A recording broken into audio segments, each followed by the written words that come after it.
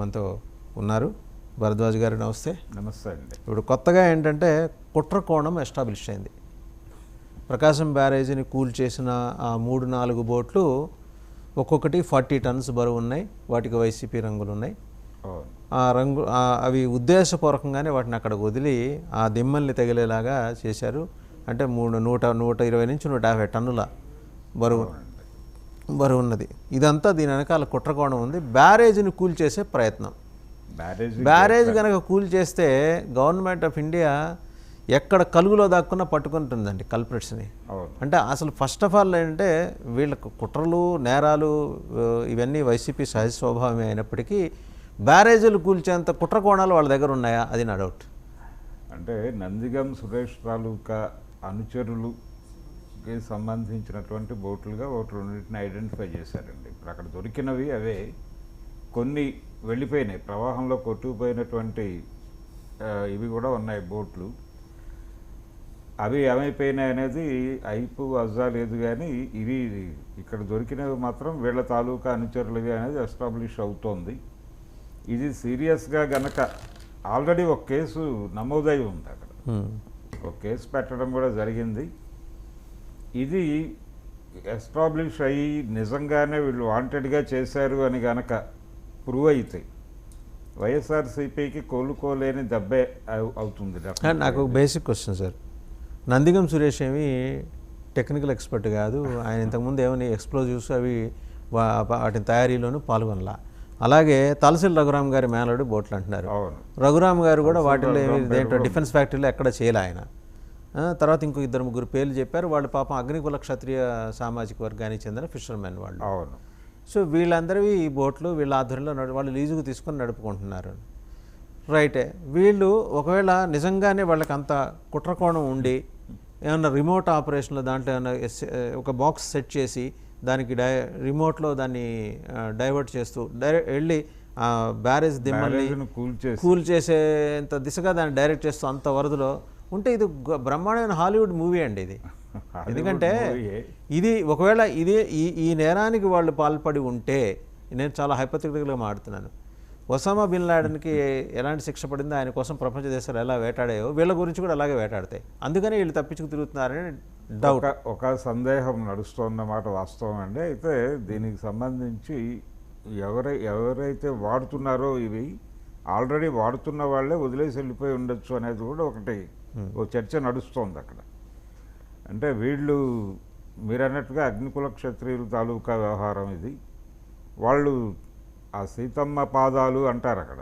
అవును, ఆ ఏరియాలో ఉంటారు వాళ్ళు. ఇంతకుముందు అక్కడే నివాసాలు ఉండేవాళ్ళు. వాళ్ళని వేకేట్ చేయించారు ఆ ఫ్లైఓవర్ వేస్తున్న సందర్భంలో. సో వీళ్ళే వాళ్ళ తాలూకా బోట్లు వాళ్ళు ఏ కారణం చేత అక్కడ పెట్టినా కానీ లోపలికి వెళ్ళిపోయి ఉండొచ్చు. 2 బోట్లు అయితే కొట్టుకుపోయినాయి అంటున్నారు. వరదలో కొట్టుకుపోయినాయి, 2 అక్కడ ట్రేస్ అయినాయి. ఆ ట్రేస్ అయినవి బ్యారేజ్ టార్గెట్గా అవి ఏ మేరకు ప్రభావం చూపిస్తాయి, లేకపోతే దానికి సంబంధించి టెక్నికల్ ఎక్స్పర్ట్ నివేదిక ఒకటి రావాల్సి ఉంది.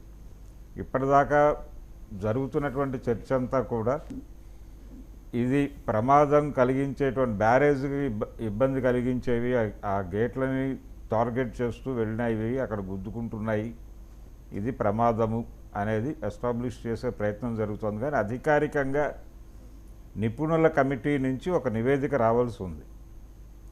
అది వచ్చిన తర్వాత మాత్రమే నిజంగా ఇవి అంటే వాంటెడ్గా చేశారా లేదా అనేది కూడా అందులో భాగంగానే బయటకు వచ్చే అవకాశం ఉంది.